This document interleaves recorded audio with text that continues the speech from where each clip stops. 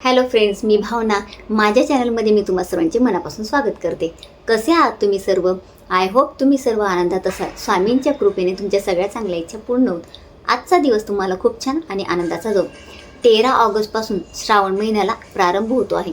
श्रावण महिना हा भगवान शंकरांना अतिशय प्रिय आहे. या महिन्यात आपल्याला जास्तीत जास्त भगवान शंकरांची सेवा करायची आहे, कारण हा महिना त्यांना समर्पित आहे.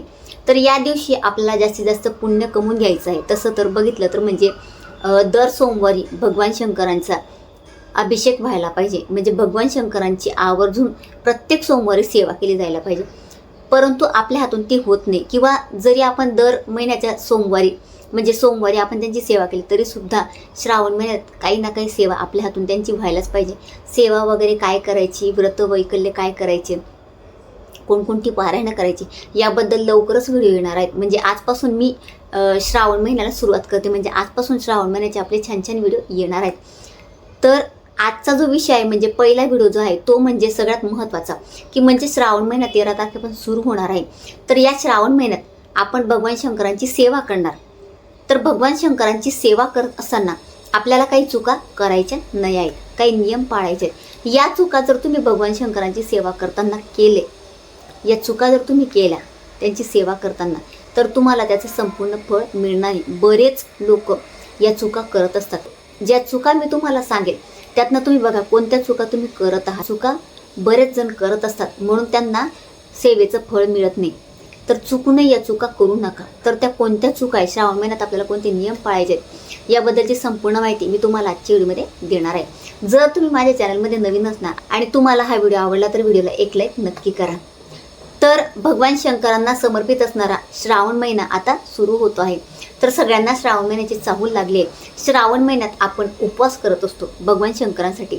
आता काही जण दर सोमवारी करतात. तर आता सगळ्यात महत्त्वाचं म्हणजे आता श्रावण महिन्यात किती सोमवारी येणार आहेत. तर पहिला सोमवार 17 तारखेला आहे, 17 ऑगस्टला. दुसरा सोमवार 24 ऑगस्टला आहे.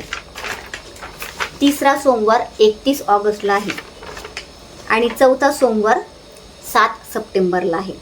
असे 4 सोमवार पडणार आहेत. तर प्रत्येकजण सोमवारचा उपवास करत असतं. म्हणजे 4 सोमवार तुम्ही उपवास करणार. काही जण म्हणजे संपूर्ण श्रावण महिना उपवास करतात. जसं ज्याला झेपतं तसा तो उपवास करत असतो. परंतु आपण यासोबत श्रावण महिन्यात भगवान शिवांची सेवा करत असतो. म्हणजे शिवपिंडीवर आपण सेवा करतो. तर त्यात आपल्याला काही चुका करायच्या नाहीत. या चुका केल्या तर आपल्याला सेवेचं फळ मिळत नाही. तर सगळ्यात महत्त्वाची चूक म्हणजे आपण भगवान शिवांचा अभिषेक करतो. तर अभिषेक करत असताना म्हणजे मी स्वतः ही डोळ्यांनी गोष्ट बघितलेली आहे, किंवा तुम्ही सुद्धा बघितली असेल, किंवा तुम्ही करत असणार तर ही गोष्ट तुम्ही आत्ताच थांबवा. भगवान शंकरांचा जेव्हा आपण अभिषेक करतो, म्हणजे जलाभिषेक करतो त्यांच्या शिवपिंडीवर आपण जेव्हा जलाभिषेक करतो, तर त्यावेळेला बघा आपण मंदिरात जातो. मंदिरात गेल्यावर तिथे पाण्याचा पिंप भरलेला असतो. तर ते पाणी आपलं नसतं, ते भरून ठेवलेलं असतं. तर त्या पाण्याने कधीही जलाभिषेक करू नये. आपण जेव्हा शिवपिंडीवर जलाभिषेक करतो तर ते पाणी आपल्याला घरून न्यायचं असतं. आपल्या घरून ते पाणी न्यायचं. तुम्ही जर तिथून पाणी घेतलं आणि जलाभिषेक केला तर त्याचं तुम्हाला संपूर्ण फळ मिळणार नाही. मी तरी असं करते, माझ्या घरून मी एक पाण्याची बॉटल भरून घेते आणि बॉटल तशी ओतायची नाही, प्लास्टिकची बॉटल. घरून एक तांब्याचा लोटा घ्यायचा आणि त्या लोट्यानेच जलाभिषेक करायचा. ही गोष्ट तुम्ही लक्षात घ्या. तुम्हाला जलाभिषेक केल्याचं काही फळ मिळणार नाही, एवढं लक्षात घ्या. आणि दुधाच्या बाबतीत, आता जलाभिषेक करताना जलाभिषेक झाला, आपण दुधाचा अभिषेक करतो भगवान शिवांच्या पिंडीवर. तर दुधाचा अभिषेक करत असताना जास्तीत जास्त गाईचं दूध घ्या आणि कच्चं दूध घ्यायचं. तापवलेलं दूध कधी घेऊ नका. गाईचं नसेल तरी चालेल, परंतु कच्चं दूध घ्या आणि दूध घेत असताना ते फ्रेश असावं, ही गोष्ट लक्षात घ्यायची. आणि जेव्हा तुम्ही जलाभिषेक करणार, म्हणजे हे सुद्धा मी बऱ्याच जणांच्या बाबतीत बघितलं आहे, तुम्ही सुद्धा बघितलं असेल. बघा मंदिरात काय करतात की दुधाची पिशवी आणतात, म्हणजे पिशवीच घेऊन येतात आणि ती पिशवी सरळ कट केली की ओततात. हे खूप चुकीचं आहे. ओततात म्हणजे आपण पातेल्यात ओततोय का? नाही, ते पातेलं नाही आहे, ते भगवान शिवांची शिवपिंड आहे. तिचा अपमान करायचा नाही, हा अधिकार आपल्याला नाही आहे. तर म्हणजे भगवान शंकरांचा काय, कुठल्याही देवांचा अपमान करायचा आपल्याला अधिकार नाही आहे. तर ही गोष्ट लक्षात घ्यायची. ते दूध तुम्ही जे तांब्याचा लोटा नेलेला आहे, तर त्या लोट्याने जलाभिषेक केल्यानंतर ते दूध तुम्ही भगवान शिवांना अर्पण करा. आणि म्हणजे दूध अर्पण करत असताना ती पिशवी ओतायची नाही. तर ते पिशवीतलं दूध तुम्हाला वेगळ्या भांड्यात काढायचं आहे. दुसरा लोटा घ्या आणि लोटा जेव्हा आपण तांब्याचा घेतो बघा, त्यात दूध अर्पण करायचं नाही. म्हणजे दूध जेव्हा तुम्ही चढवणार तर तांब्याचा तांब्या घ्यायचा नाही. स्टीलचा घ्या, चांदीचा घ्या, दुसरा कुठलाही घ्या, तांब्याचा तांब्या घ्यायचा नाही. आता हे झालं जलाभिषेकच्या बाबतीत. आता बेलपत्र. आपल्याला माहिती आहे भगवान शंकरांना बेलपत्र अतिशय प्रिय आहे. भगवान शंकरांना आपण एक बेल जरी वाहिलं, एक बेलपत्र वाहिलं तर ते आपल्यावर प्रसन्न होतात, ही गोष्ट सगळ्यांना माहिती आहे. परंतु बेलपत्र चुकीच्या पद्धतीने जर तुम्ही अर्पण केलं तर तुम्हाला त्याचं फळ मिळणार नाही. बेलपत्र अर्पण करताना ते पालथं अर्पण केलं जायला पाहिजे आणि त्याचं जे देठ आहे ते भगवान शंकरांकडे पाहिजे, तिकडच्या साईडला. आणि आपल्या साईडला त्याचं जे पान असतं ते पान यायला पाहिजे आणि पालथं पाहिजे. आणि जेव्हा बेलपत्र आपण अर्पण करतो तर अर्पण करताना त्याचं देठ तोडलं जायला पाहिजे. आपण काय करतो, आणतो बेलपत्र आणि तसं अर्पण करून टाकतो. तसं करायचं नाही. आधी ते पानं काढायचे आणि त्याला 3 पानं हवी. आणि 3 पानं असल्यानंतर ते पान कुठे फाटलेलं नसावं, त्याला घाण नसावं. तसे पानं असतील तर फेकून द्यायचे.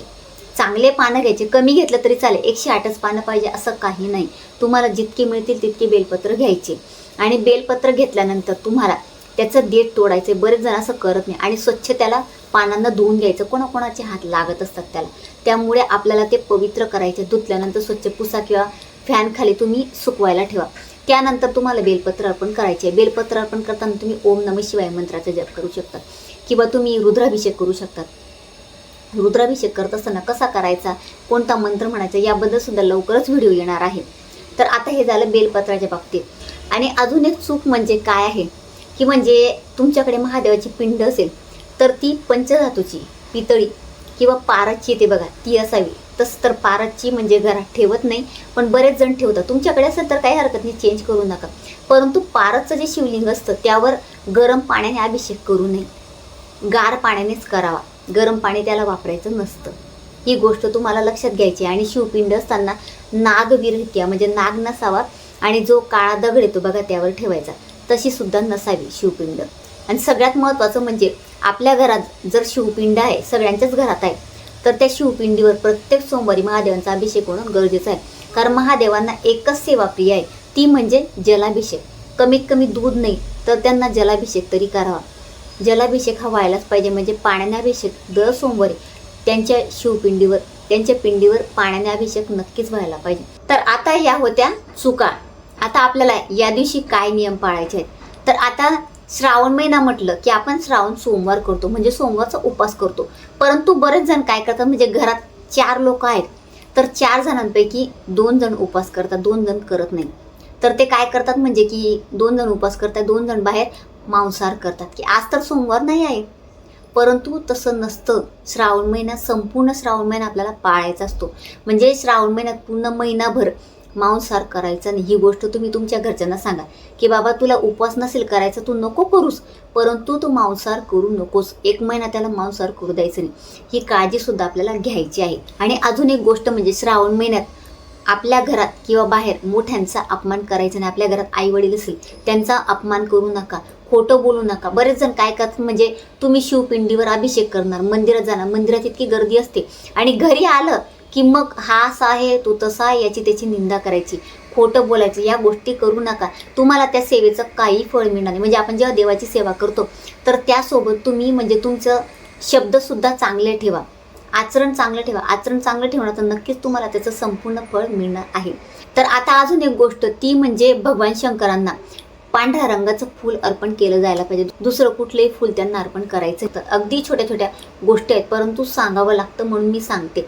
बऱ्याच जणांना, आता तुम्ही म्हणणार ताई आम्हाला या गोष्टी माहिती आहेत, खूप कॉमन आहेत, परंतु बऱ्याच जणांना माहिती नाही. मी स्वतः मंदिरात बघते म्हणून मी तुम्हाला सांगते. आणि तुम्ही सुद्धा सांगा, म्हणजे मला कमेंटमध्ये सांगा तुम्ही की तुम्हाला जर असं दिसत असेल की कोणी दुधाची पिशवी ओतत आहे, पाणी तिथूनच घेऊन ओतत असेल तर नक्कीच मला कमेंटमध्ये सांगा. बऱ्याच जणांच्या बाबतीत असं होतं, डोळ्यांनी आपण बघतो, त्यामुळे मी सांगते. तर त्याचं फळ आपल्याला मिळत नाही. बऱ्याच चुका आपण काय करतो, देवांची सेवा करतो, परंतु त्यात आपण चुका करतो ना, त्यामुळे आपल्याला संपूर्ण त्याचं फळ मिळत नाही आणि देवांचा सुद्धा अपमान होत असतो. तर मी सगळ्यांना रिक्वेस्ट करते की तुम्ही या चुका करू नका. जर तुम्ही करत असणार तर करू नका. आणि नसाल करत तुम्ही ह्या चुका तर काही हरकत नाही. इतरांना हा व्हिडिओ शेअर करा, म्हणजे जास्तीत जास्त त्यांना माहिती होईल की आपण काय चुका करत आहोत.